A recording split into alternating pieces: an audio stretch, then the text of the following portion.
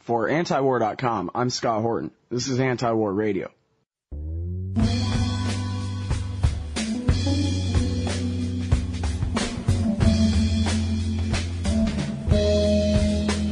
Our next guest is Jesse Walker. He's the managing editor of Reason Magazine. He's the author of a book called Rebels on the Air, if I remember right, although it's been many years since I've interviewed him on the subject. But welcome to the show, Jesse. Good to talk to you again, sir. Good to be back here. And that is what it's called, right? Yeah, Rebels on the Air? Rebels on the Air, an alternative history of radio in America. Yeah, that's you and me right now. Making alternative history of radio in America, or history of alternative radio. And rebelling. Oh, yeah.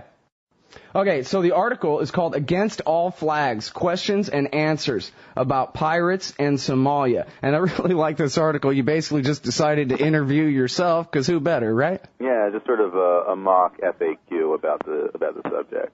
Yeah. Well, and you do a good job of asking all the right rhetorical questions and, setting yourself up to answer them and so forth. So, let's just go through this. We got a pirate problem.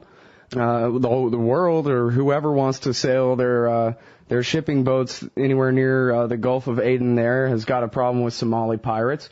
We saw Navy SEALs, 3 shots, 3 kills, they said, and rescue a hostage the other day.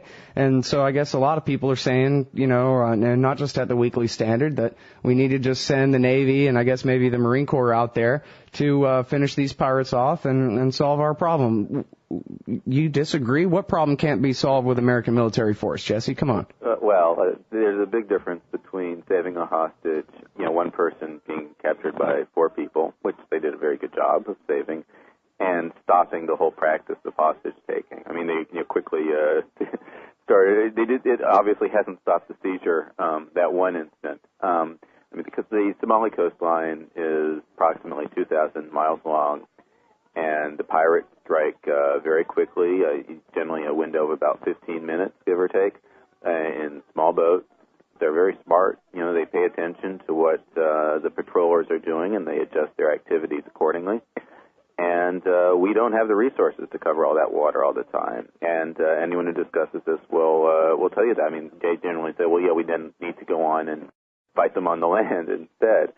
So first of all, just the idea that we're going to be able to use the Navy to fight all these pirates who are, doing these crimes of opportunity, it's just not possible with the resources that the U.S. and, for that matter, all the other countries that are patrolling there have.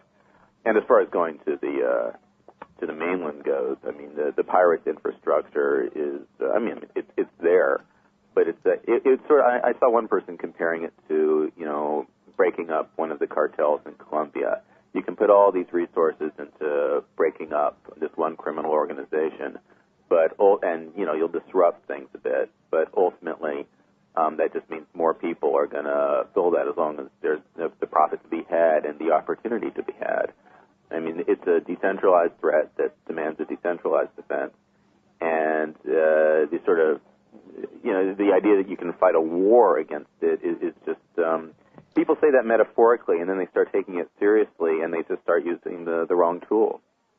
Yeah, well, that happens a lot, those ideas getting conflated again. We'll have a war on drugs and send troops through your front door in the middle of the night. Yeah, I mean, it's very similar to the war on drugs. I mean, obviously, I'm not calling for legalizing piracy. I mean, and I do support legalizing drugs, so there is that difference there. But in terms of just the fact that, it's a hydra, as it's used, the metaphor that people have often used about pirates in the past.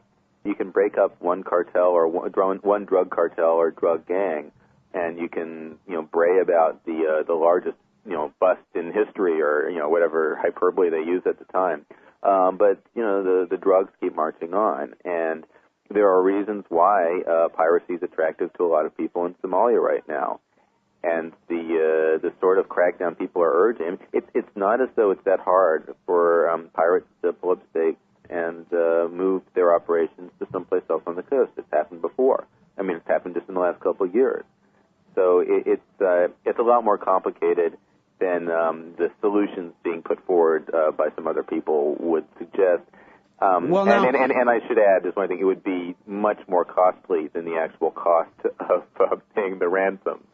or just in general the dents, not just the ransoms, but the higher insurance costs and everything that have been imposed on shipping companies, that would be dwarfed by the cost of this so-called solution, which in the end would not solve anything. Mm-hmm. Well, Jeff Huber writes for us at antiwar.com, and he has an article about, he calls it the scurvy dogs of war or something, where he's kind of mocking all the guys at the Weekly Standard and all their proposals for raining hell down and all that kind of thing. But he also says, and I guess he's a former Navy guy or something, and he's saying all you need is one EC-3 Skyhawk, or I forgot the exact title of it, but it's like an AWACS plane, basically. It's got a big radar dish on its back, and he says that a sophisticated, well-trained technician in the back of one of those planes ought to be able to monitor the, area in question quite easily by himself. Just one plane at a time could basically monitor everything, and he was stopping far short of calling for any invasion on land, but he was saying that at least in terms of containing the danger on the seas as they exist now, that it really wouldn't be that difficult. I'm not convinced of that, but let me get to the other half of my argument, which is that, I said earlier that a decentralized threat demands a decentralized defense. There are lots of things that people on the boats themselves can do, including hiring private security, which some people are starting to look at now. There are some legal questions, which I think if the world governments want to do something constructive, they can iron that out.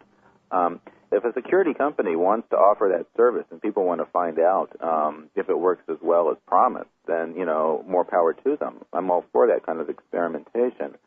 I'm much less enthusiastic about this idea that the United States should be, plowing its money into it, especially since I think he's really underestimating, the extent of the problem, especially since, again, this is the pirates pay attention to where other boats are, and then they strike very quickly. They're making their, I'm trying to think of the best way to put this that makes my objection clear.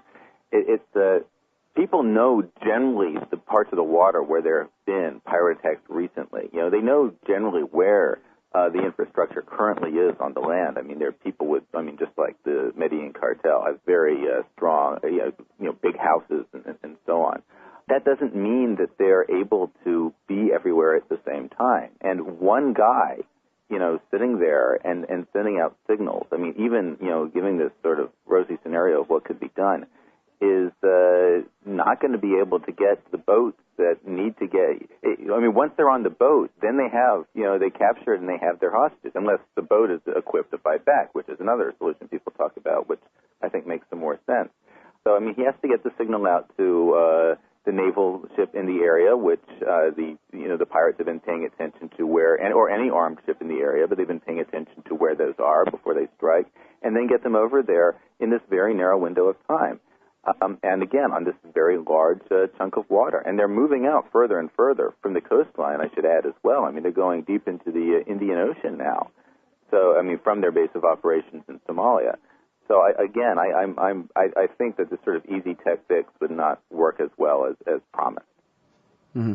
Well, and here's the thing. I don't know anything about being a mariner, but it would seem to me that guys, just average sailors, on, say, a shipping oil tanker or whatever kind of shipping barge or whatever, if they have rifles and there are men in little speedboats trying to board their ship from stories below them, it seems to me like a guy with a rifle ought to be able to defend a boat from some pirates pretty easily. Do you know what I'm missing there? You're not missing anything. There are other reasons why owners of ships are wary about having guns on board. Which often have to do with having a small crew of often not the friendliest people in the world in close quarters for a long time. They don't want to deal with what might happen if there's weapons on hand. There's possibility of accidents with certain kinds of boats. So, I think that, and I wrote this in the article, the owners and their insurers are best able to assess the relative hazards of having a boat be armed or not be armed and make that decision for themselves. And another option, of course, is, if you don't want to arm your crews, then hire some private security to be with them. If you don't want to pay to train the crews, there's people who can be trained or are already trained, and you pay for that skill. But I certainly think that option should be open. And again, as a matter of defense, that seems much more, because it's more decentralized and because, the weapons are already there on the boat, you don't have to call someone out, for assistance, it makes more sense. Mm-hmm. Well, I want to get into a lot of the background and the history. You write pretty informed history of American intervention in Somalia going back and how it's relevant. I want to know the circumstances under which these people feel like, piracy is probably the best way they can spend their day and make money, due to what options they have and that kind of thing. But just while we're still on the subject of containing the threat as it exists, right, or trying to minimize the threat as it exists now, what do you think of Ron Paul's proposal about having the Congress go ahead and pay bounty hunters under letters of marque? I like it better than the idea of having it completely socialized, having the Navy do it.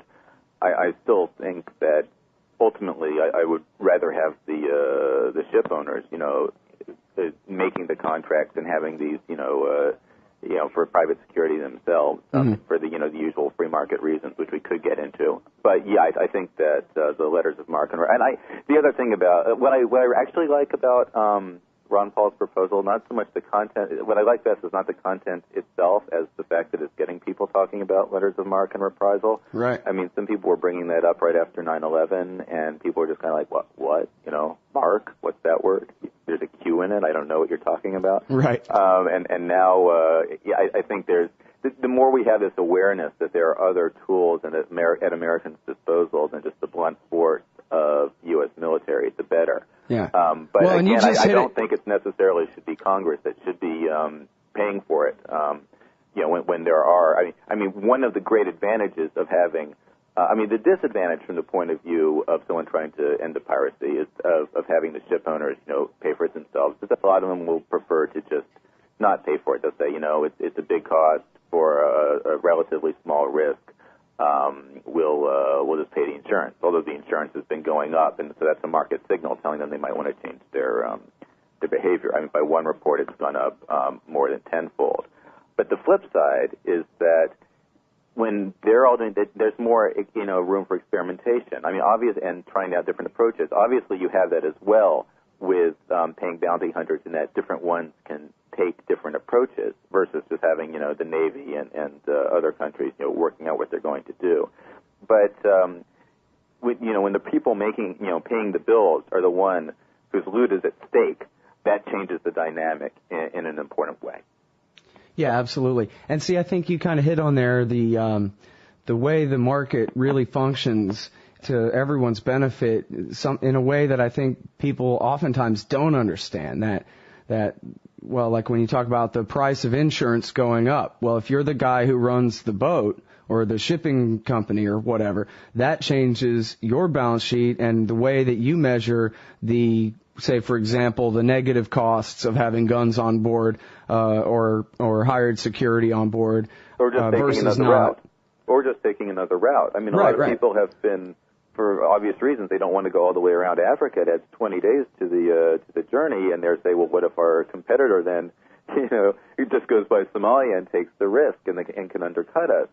But then the more the potential competitor has to pay for the insurance to go through there, then the more attractive it is to avoid it. There's all sorts of ways that the market is just much more subtle in responding to this than any sort of central planners could be. And in the military, they are central planners too. This is the market for security. Mm-hmm. All right, now, I guess we could talk about the market for security on all levels, but let's talk about Somalia some more. Okay. I guess probably most Americans don't know too much about Somalia, except that's where Black Hawk Down happened. And, for some reason, I don't know whether, for all I know, I guess this society has always been a pirate society or something like that, but something tells me that there are probably circumstances constraining the choices they're left to make that has driven so much of the Somali population to take what is ultimately seems like pretty desperate, life-risking measures, taking a little bitty, bass boat way out to sea to try to steal a ship, at gunpoint. That's pretty risky work. Yeah. No, well, in terms of the immediate past, the country has been just devastated by the Ethiopian invasion and occupation of Somalia, which wiped out a lot of civil society, closed a lot of doors to other ways of making a living, and drove a lot of people into what is, after all, a pretty risky way of making a living. High reward, but high risk, which is piracy. But the history of the way that Somalia has been kicked in the teeth go back a lot further than that. In my article, I was talking specifically about the United States' relationship with Somalia.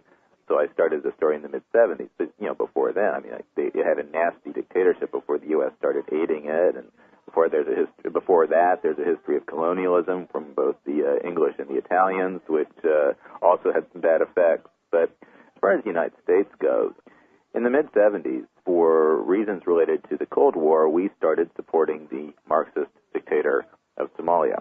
I like that part. Yes, it's very, because Somalia's great rival was Ethiopia, which was also a Marxist dictatorship. So clearly, to fight communism, we had to choose between the two Marxist dictatorships.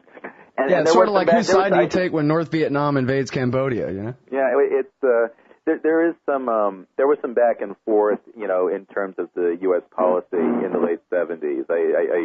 I skated past this because I didn't have time to get into the details, but essentially, Somalia started moving into the U.S. orbit under Ford, and then when Somalia invaded Ethiopia, and they did it with a lot of success, and the Soviets came to the Ethiopians' aid. The Somalis thought the U.S. would aid them, and actually Carter, to his credit, said, "No, I'm actually backing off at this point. I'm not going to give you this aid." And Somalia, rather, received a pretty big blow.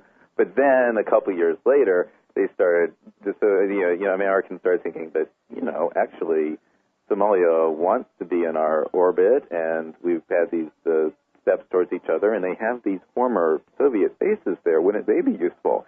And starting in 1979, again, the country started becoming closer allies. And throughout the 80s, there was all sorts of, Barr's dictatorship was one of the most miserable, in the world. It was a brutal, torturing, totalitarian dictatorship that stole from and killed lots and lots of people. And so there was a lot of objections to the U.S. aiding Somalia, but it was considered, a security asset to have it.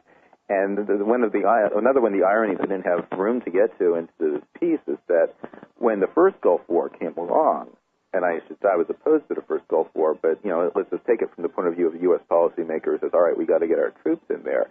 This was the sort of thing that those bases were supposed to be, made for. Like, we have them right there by the Arabian Peninsula. We can get them over to Kuwait and Iraq very quickly. But it turned out that, all these U.S. skeptical countries like, Saudi Arabia were very happy to have the U.S. Have troops on their soil as the staging ground for that war. So it led to trouble later on. So even when they finally, the purpose of the U.S. The U.S.'s relationship with and support for the Somali dictatorship paid off, it turned out they didn't even need it in the first place. Oh, man. So, they stopped the socialist rhetoric and started the capitalist rhetoric, but the country was still basically a kleptocracy where people stole, those with political pull stole from those who did not have political pull. And the tribal, Somalia was and still is a tribal society where people have clan and sub-clan loyalties, and that adapted itself to this system so that like I said in the piece, one sub-clan could expropriate a chunk of land from another, start a quote-unquote project on it, and then present it to the international community as aid-worthy economic development.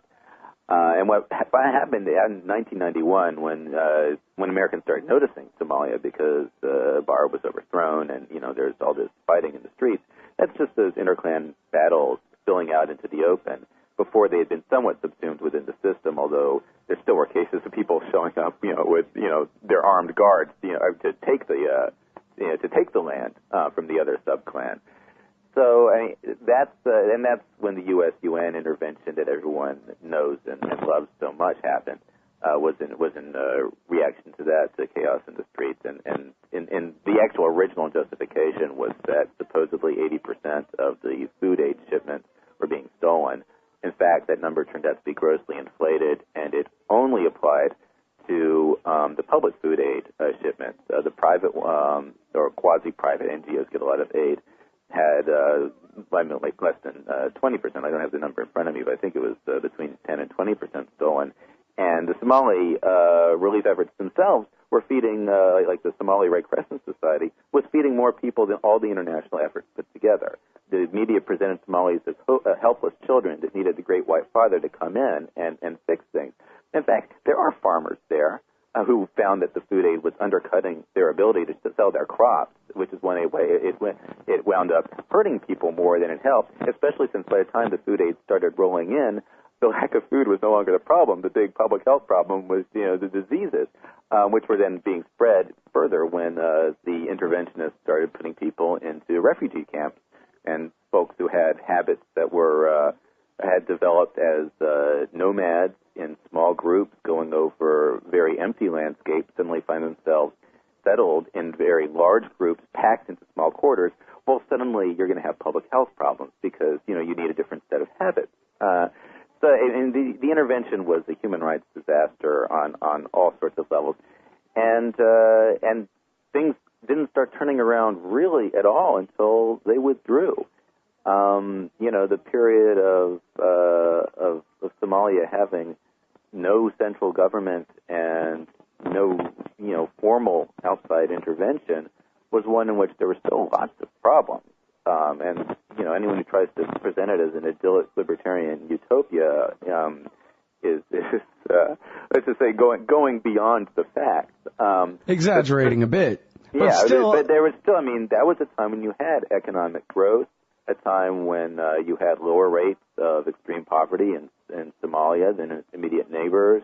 You had a functioning court system, systems of social insurance, credit. Because of so many of the entrepreneurs were in the telecommunications business, you wound up having more telephones in the country than you did in the neighbors, and Somalia had one of the best telecommunications infrastructures in the region, which is not saying a lot from an American point of view, but from point of view of poor people in sub-Saharan East Africa, East Africa, it does matter. So that's I think I've probably gone past answering your question. I started launching into this history of U.S. intervention. Well, no, that's what I'm interested in. It's kind of the backstory of this land and how it got where it's at. Of course, there's the whole issue of Somaliland and all that, which, I don't know how well we can get into that. But I think it's important to point out that the bad guys from Black Hawk Down, supposedly, these warlords, Adid, I guess, was specifically the one. In fact, a little aside here, I remember seeing a Frontline years ago where the father of one of the dead Rangers talked about an encounter with Bill Clinton where he said, "So, I understand you were trying to negotiate with this Adid guy." And Bill Clinton said, "Yeah, that's right. We were doing everything we could to pursue diplomatic channels and this and that." And he said, "Well, then why did you send my son out to arrest him at the same time that you were trying to deal with him?" And he said that Clinton looked at him with just this blank stare and then turned and said, "Well, I asked Tony Lake the same question." So that goes to kind of the incoherence of American policy, at least in that time. But then here's where the supreme irony kicks in, is where the Ethiopian invasion of that began Christmas 2006 that you mentioned there was backed by the United States, and it was an attempt basically to install this guy Adid's son and his buddies, the warlords from Black Hawk Down, into power to replace the Islamic Courts Union, which, as you described, was basically kind of a grassroots, bottom-up, very limited sort of thing that had basically come out of the lack of a central state that they had dealt with since, the early 90s or whatever. Yeah, I don't want to prettify the Islamic Courts Union. They were enforcing Sharia law, and they were trying to form something, akin to an Islamic state, to the extent that you can form a state there. But Let me back up just a little bit. But, I mean, they had very limited authority, didn't they? We skipped, actually, an important part of the story, which is that before the Islamic Courts Union was controlling half the country and the U.S. started backing Ethiopia, the U.S., in the wake of 9/11, started sending aid to warlords, many of whom were same warlords that the U.S. had been fighting a decade earlier, who are now presenting themselves as able to go hunt down jihadists hiding in Somalia. They call themselves the Alliance for the Restoration of Peace and Counterterrorism, which many people believe was a PR-savvy move on their part. And, of course, once they get the aid, they use it to pursue their own agendas. That's when the fighting starts ramping back up. I mean, there was a higher level of violence in Somalia than in a typical society during that period of growth we were talking about earlier. But it was not that kind of constant warfare that they'd seen before and that they're seeing now. It started ramping back up with this outside intervention again. That pushed many more Somalis into the arms of the Islamic Courts Union. And so it was an example of the U.S. intervention having the opposite effect of what it intended to do. And then so Washington says, all right, we're going to back this Ethiopian invasion. That's going to, get rid of the Islamic Courts Union. We don't want an Islamist foothold or, another one in the region. And, of course, as we talked about earlier, it was just a gore fest that was a disaster for the country and really ramped up the level of piracy as well as people, fell into that to make a living. Well, and by the way, speaking of the transitional government that is coming into place with the Ethiopians as having withdrawn is run by the former commander-in-chief of the Islamic Courts Union. I mean, at every stage in the game, going back to fighting the Cold War by propping up a Marxist-Leninist dictator, the U.S. has managed to get the exact opposite of what it was trying to do accomplished. And as I said in the piece, if they do a war on pirates, I would expect it to end with Obama dedicating a 60-foot statue of Blackbeard in the middle of Mogadishu. That's right. The way, U.S. intervention in Somalia has been working for the last 3 decades. Well, it scares me if he takes your advice and decides not to invade, that's going to lead to a full-scale invasion and occupation forever. Good point. Anyway, you mentioned the humanitarian crisis there, and this is where the rubber really meets the road. Hundreds of thousands of refugees, 1.5 million people on the brink of starvation, a worse humanitarian crisis than Congo or Darfur. Real people whose lives have been destroyed by the hundreds of thousands since the Dick Cheney/Ethiopian invasion of 2006. And now you have people, I'm moving away from talking about policymakers now, but when I just listen to sort of conversations or read the kind of conversations that, the chest thumpers like they have on the internet to say, why don't we just nuke the place?